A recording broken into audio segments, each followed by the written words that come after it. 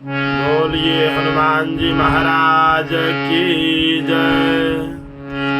जहाँ जहाँ श्री राम जी की कथा होती है वहाँ हनुमान जी महाराज कथा श्रवण करने के लिए अवश्य पधारते हैं और बैठ करके कथा को सुनते भी हैं। इतना ही नहीं, वहाँ कुंभकर्ण की पत्नी निद्रा देवी भी कथा में पधारती है। यही तो कारण है कि कथा में लोगों को नींद भी आता है।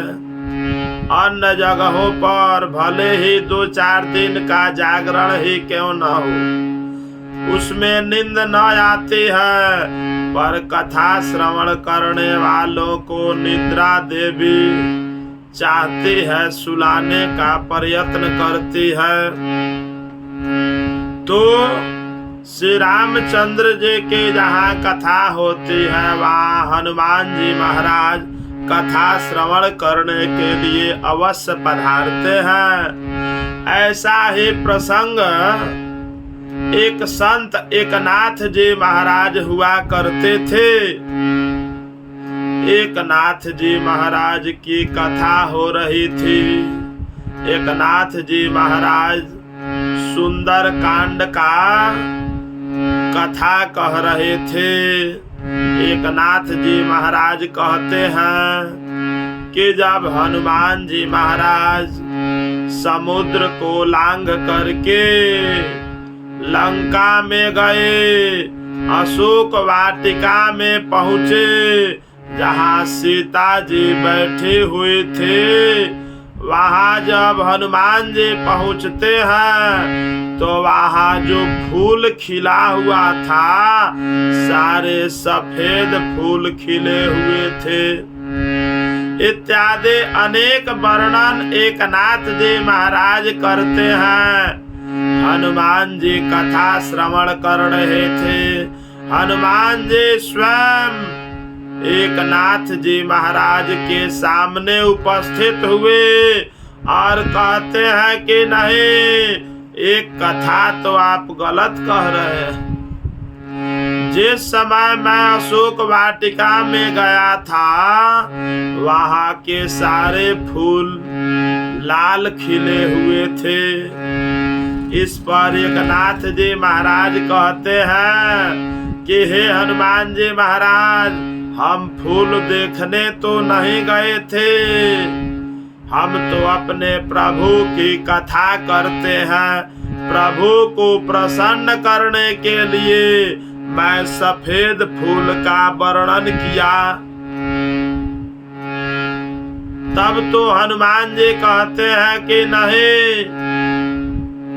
इस बात को अब प्रभु ही बताएंगे कि वे फूल लाल थे या सफेद थे। एकनाथ महाराज और हनुमान जी महाराज प्रभु के पास गए और प्रभु से कहने लगे कि हे भगवान, एकनाथ जी महाराज का कहना है कि जिस समय हनुमान जी लंका में गए थे उस समय सारे फूल सफेद खिले हुए थे, लेकिन हनुमान जी कहते हैं कि जब मैं लंका में गया था तो उस समय सारे फूल लाल खिले हुए थे। अब प्रभु किसका पक्ष ले? दोनों तो रहे अपने ही भक्त। प्रभु ने कहा कि देखो, लंका में जो फूल खिला हुआ था वह फूल तो सफेद ही थे, लेकिन हनुमान जी महाराज उस समय क्रोध से इनकी लाल आंखें हो गई थी, इसलिए हनुमान जी महाराज को सारे फूल लाल ही दिखाई पड़ते थे। प्रभु ने समस्या का हल कर दिया, इसलिए सारे फूल लाल दिखाई दे रहे थे। तो हनुमान जी महाराज जहाँ भी भगवान की कथा होती है कथा को श्रवण करने के लिए अवश्य पधारते हैं। जीवन में जब कभी भी किसी प्रकार का संकट आता है तो हनुमान जी महाराज को रामायण की कथा अवश्य सुनानी चाहिए। रामायण का सस्वर पाठ सुनाना चाहिए, जिससे हनुमान जी महाराज प्रसन्न होकर नवग्रह जनित पाप को भी नष्ट कर देते हैं। 3 प्रकार के दैहिक, दैविक, भौतिक ताप को भी नष्ट कर देते हैं।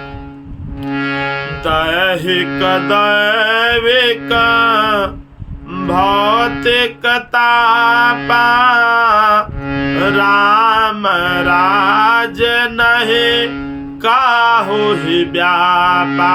क्योंकि राम राज्य में ये तीनों प्रकार के पाप नहीं थे। बोलिए सियावर राम